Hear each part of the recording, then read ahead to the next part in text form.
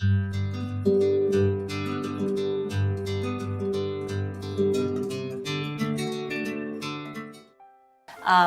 grew up in a household filled with very interesting characters, a little bit tormented, very artistic, brilliant people. My grandfather was an artist and a lawyer, and my grandmother was a painter and a seamstress, so there was art all around. And my mom was a painter as well. She was actually one of my art teachers. And my grandfather was my first art teacher when I was 4. I used to sit next to him to watch him paint, and I still have some of his brushes to this day. So I think that my painting has a lot to do with the physical form because I was a dancer. So I'm very connected to that. And also the characters that were engraved in, since I was very little, from the stories my grandmother used to tell me, these fantastic stories about where she came from. So yeah, a lot of that has to do with it also.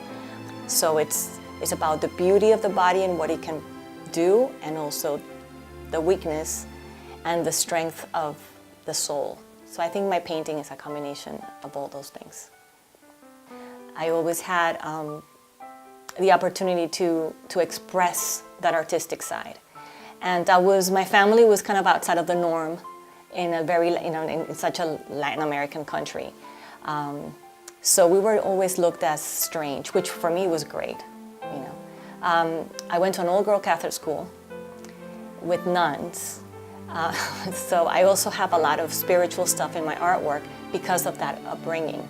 A lot of my iconic imagery I see also can relate to Byzantine religious period or things like that. I like the halos and the tunics and all of that. So that's definitely part of that.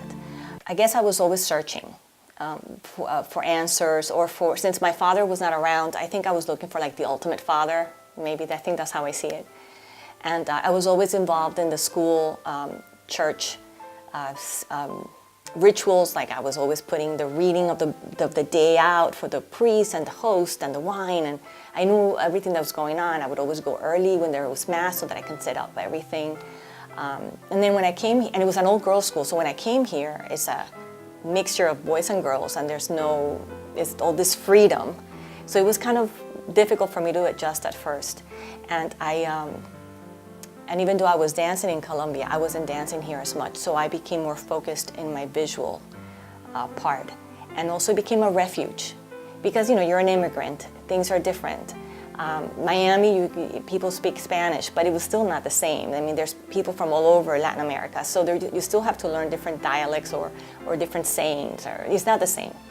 And then after the accident happened right away, like a year after.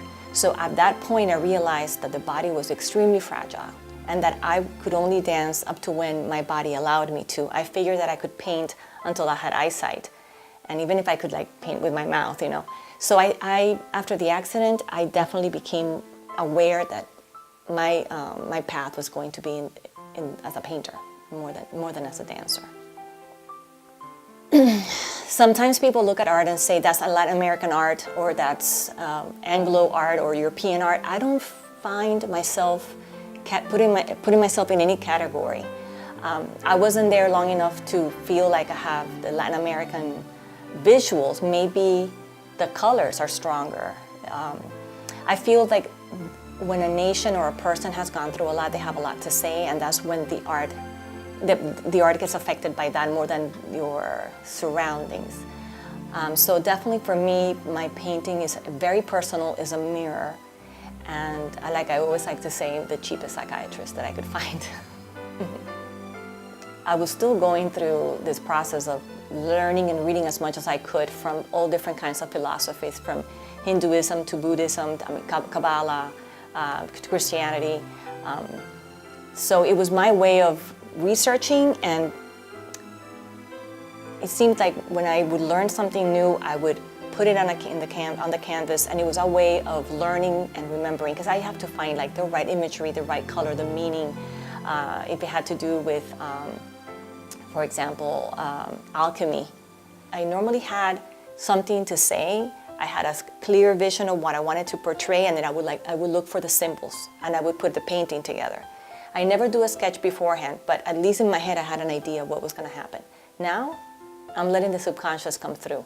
And these profile faces are here for a reason. I have no idea why. I'm just letting them come out, see what they tell me. Definitely has become more of a dialogue. But the textures are there.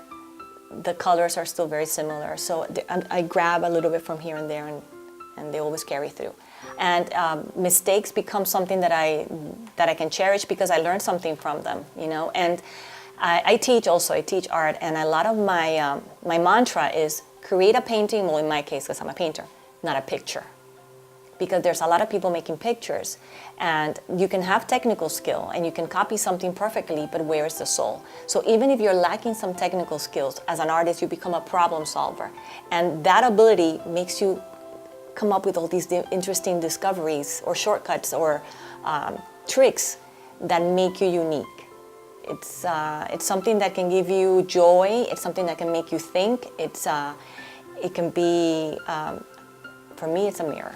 So I've been an art educator for 23 years. I did a lot of it at first in my studio in Miami. And then I started teaching at schools. This is going to be the last year that I'm going to be working at a high school. I work at Central Catholic High School right now, and I have amazing students, wonderful students. So with me as an art teacher, you definitely get the academics. You learn from different styles, different brushstrokes, color theory, art history, and at the same time you search for your own visual language so you become your own artist. And that's where I want to go as a teacher. And I also want to give myself the time to work more on my art. Even though I still have it, I'm grateful for the time that I have, but I still want more. Well, one day I just decided that we have to make a change, and my husband was up for it too. And New York was more difficult in order to be able to have a studio and an apartment, so we started researching different areas, and I actually applied. Anywhere in New England, I applied for different schools, and I got a job in Lawrence. And so looking through different areas to live close to Lawrence, Lowell showed up, and I had no idea that it had the artistic community that it has, and that's how we ended up here. We love Lowell. I say we because my husband and I are both artists, and we walk through the streets all the time, and we just love the architecture and the people, the community, like the downtown, the subculture of downtown is wonderful. I go to brew and they know how I like my coffee and they know my name. It's like, it's a wonderful experience. Miami is very vast, and you never cross paths with the same person in a month or maybe a year. And so this is a wonderful community. We love that. People get you because they're in the same mindset, you know. I do feel that it does need improvement. We all need improvement. As an artistic community, it definitely needs improvement. There is a lot of people that are here that have the potential to grow, but they feel that they're at a level where they haven't been exposed to enough art to see that they have that room to grow. And we're all here to help each other out. So I believe that that's one of the things as the artistic community that is supposed to represent. It should thrive to become better. It shouldn't just be comfortable where it is.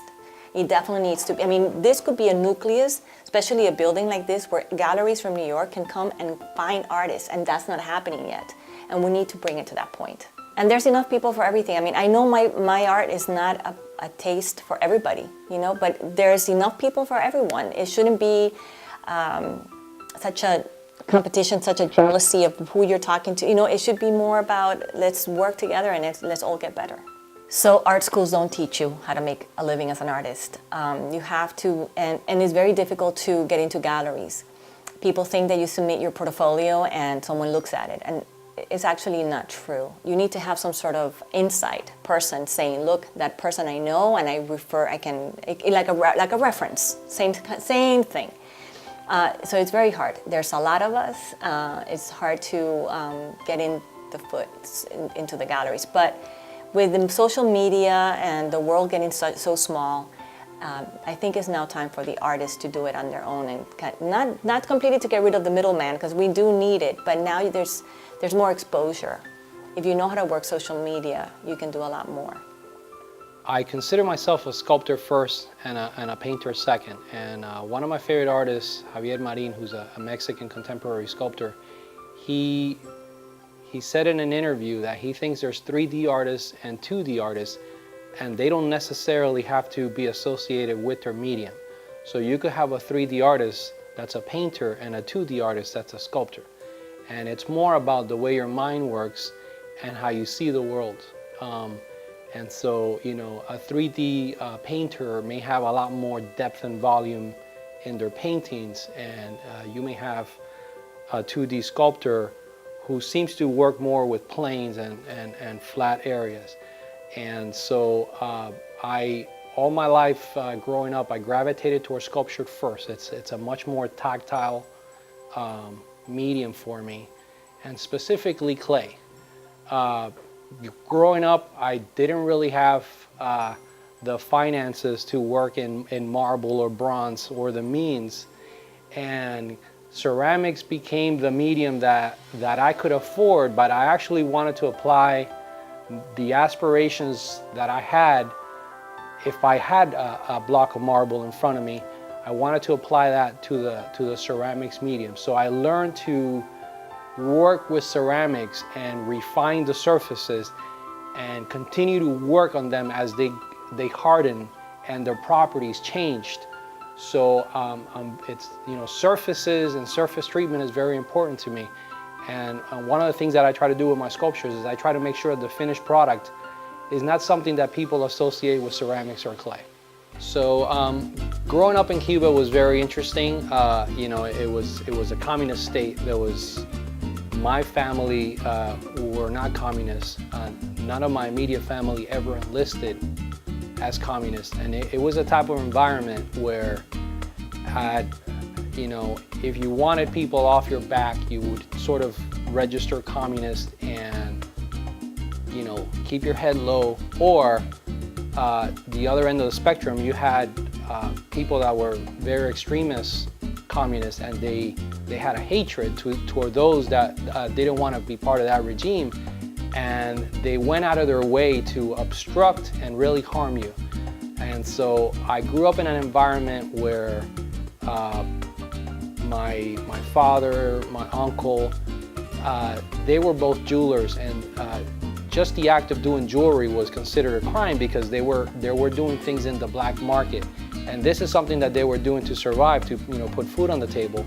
But I remember being a 5-year-old child and having been told that whatever you're seeing going on in the house is certainly not something you could talk about in school, because you're not going to see your parents for a long time if you do that.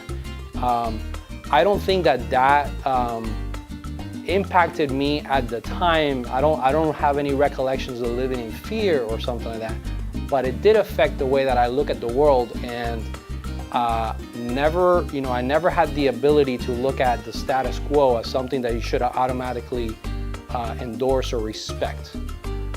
From an artistic side, my father's father, my grandfather, he was actually a jack of all trades. He was a sculptor, and he did a lot of the bronze statues in the Catholic churches in Cuba prior to communism. He did everything from designing the kilns that he was going to use to smelt the bronze, to figuring out the best casting techniques.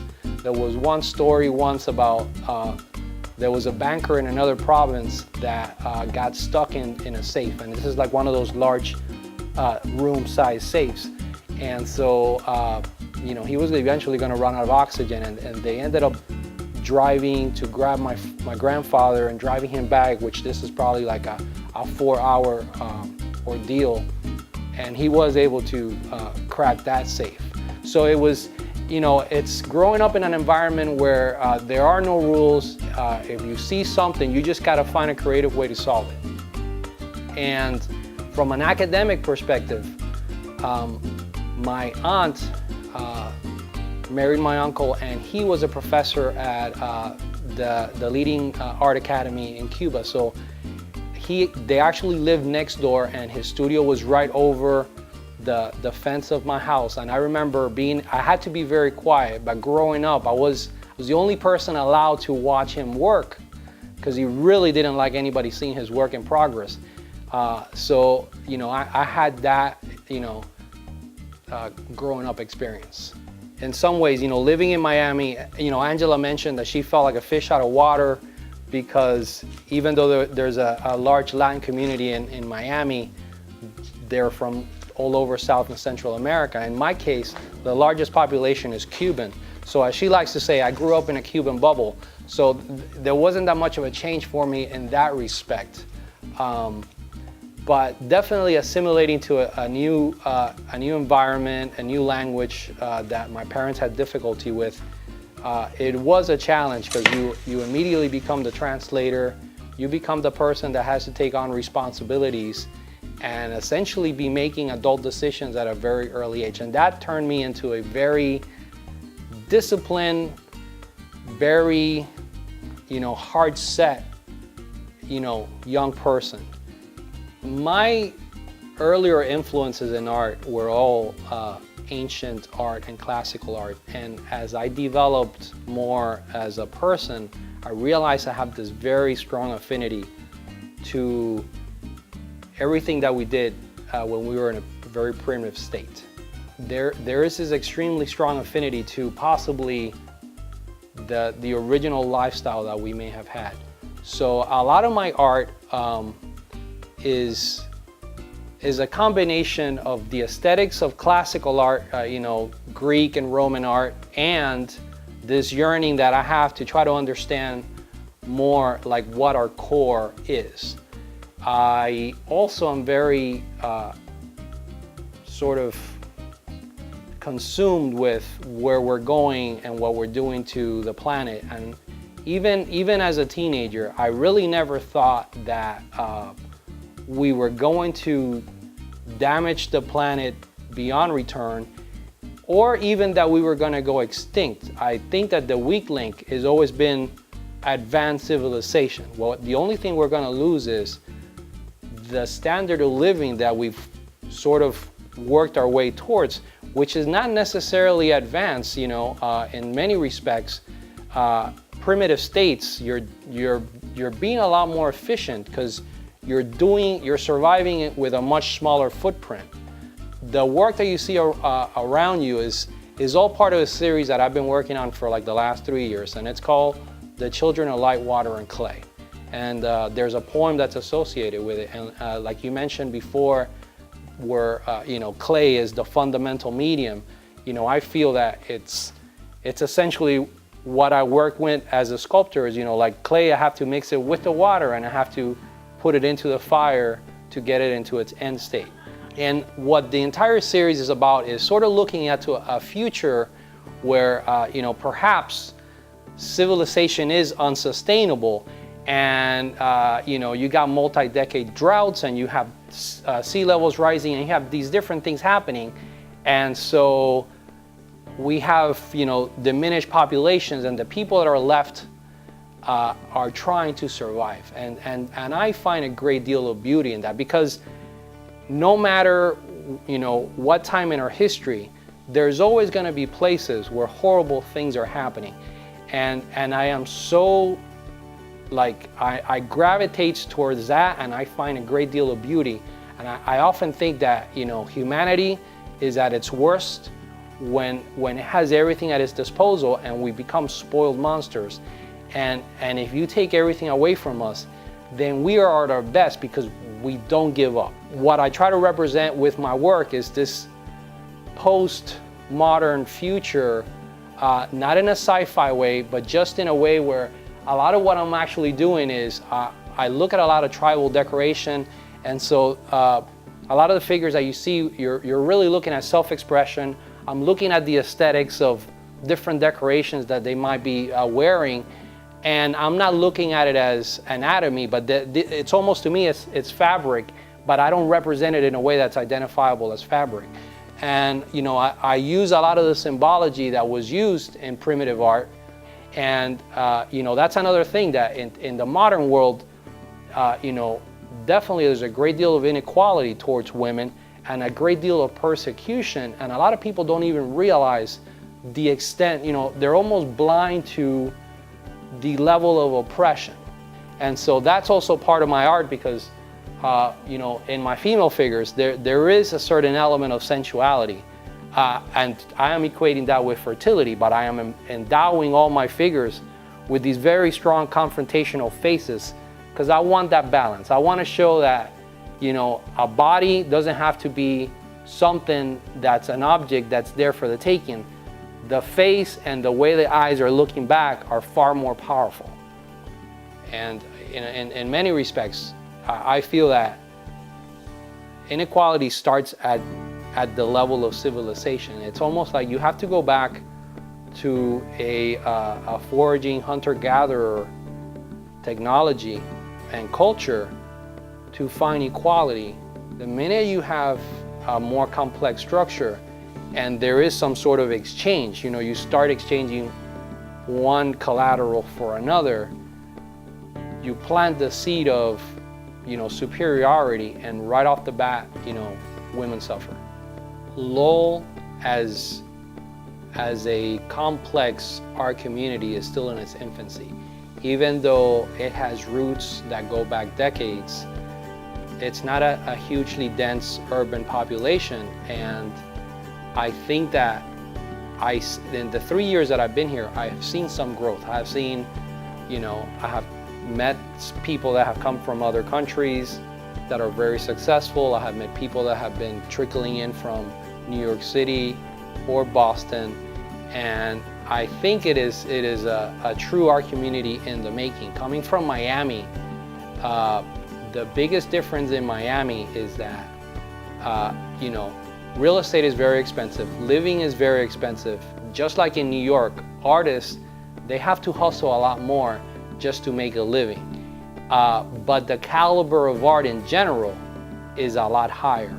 And when you find a place that may have a smaller community that may have 20 artists, you find that these are much more seasoned people with a much bigger grasp of art history, much more well-traveled in general on average. And Lowell is a little bit of a safe zone. It's like a small pond. It's a hatchery where you're able to grow and then take the next step. But it also offers opportunity for a lot of people to stay there, feel safe, and feel established and accomplished, and never really get challenged. But from an optimistic perspective, I do see that eventually the momentum as you get new blood coming in and it becomes more diversified, and you know, you will see that contrast. And so it's a stronger art community in the making. I think that sometime, you know, there is what you want, and then there's like the reality of things. And things like art, which cannot be pinned down and, you know, designed and orchestrated, because then they lose the realness. They have to start at the grassroots, and places that have become hubs of art like New York City or Paris are places that have a certain level of dynamism. And in urban centers, you have rules and you have a great deal of organization, but at the same time there's an underground where people can break all those rules. And I think that is the key. So you cannot just plan the fact that we need to grow as a community. What I see happening here is in other communities that I've been involved in, it takes completely different mindsets and different strategies to make it work. And a lot of times, as an individual, you're focusing on your strategy, you're giving it 100%. You don't really have time to look on either side at what everybody else is doing. And in fact, it's every man, every woman for himself. Whereas I think what happens in Lowell is things get organized to death, they get strategized to death, and when then they don't manifest themselves the way they wanted to, you're kind of left trying to figure out what happened. You know, we were talking to a gallery owner in downtown Boston about a year and a half ago, and we were trying to understand better from his perspective, about the Boston art scene, which, would be considered more developed than Lowell, and a lot of the people in Lowell would aspire to bring people from Boston. And this person had a very unique take on the whole thing. Is he was saying, the Boston art scene itself is not as developed and mature as it should be, because the people that really have, that are really at the edge of art and have the money and the means to collect, powerful art, they're only 3.5 hours away from New York City, so they'll either send someone or they'll go there themselves. And for that reason, the niche market of Boston itself is something outside of that. So it keeps them from really competing. And then you take Lowell, and Lowell is yet a third layer removed from that. So art that, at least I'm biased towards art that is psychological, that is not necessarily flattering, that is not comfortable. My entire upbringing has taught me to understand what art like that is and to grow from it. And I don't see the discomfort. In fact, to me, it's work. It's like a Kubrick film. They're not entertainment. You don't sit there and take a vacation for 2 hours. They're uncomfortable. They make you work. And when the movie's over, you can't get the movie out of your mind. And I think a lot of people in the Lowell community really haven't learned to develop those skills. And quite possibly, that's completely outside the realm of their reality. And I think that's what true art is, and that's what we're missing more of. So we went to an art magnet school in Miami. It is called New World School of the Arts. I think we were the second graduating class since it opened, and we were in the same art class for 2 years in a row, and there was about 30 of us in total. Yeah, 30 something. We were divided into 2 groups, and I had to be with him for those 2 years. And I really, really liked him, and he paid no attention to me. He didn't even know I existed. So 23 years later, he Facebooked me, and that's it. That's how it happened. You want to add anything to it? I always thought that in high school she was like too goody two-shoes, and I was going through a dark phase, which wasn't a real dark phase. It was like a fake dark phase. And at some point, one of my friends, who was also her friend, bumped paths with her, and Angela at that point was going through her dark phase. At that moment I was married, so I couldn't do anything, but that story did stick to me. I kind of always liked her. I just, high school was not the right time. Can I intersect for a minute? Sure. There was never a goody two-shoes phase. I was always tormented. He thought of me as a goody two-shoes because I was going through a Bible study group, because I was always researching new religions, and it was all because I was tormented that I needed to find answers. He got it all wrong. I think so. And the first thing I said to him when I accepted his friendship in Facebook was, "Are you doing art?" Because we hadn't seen each other in 23 years. So he sent me all his photos on a website, and I was like, "Oh my God, he looks the same." Well, he had more hair back then. But and the interesting thing was that his style of work and my style was very similar. We were both taking off arms and adding headpieces to our figures, so there was some sort of similar. Yeah, there was a similar language, but it had different meanings. So they had different inspirations. But a lot of the things that are similar today, we both brought in independently. Exactly.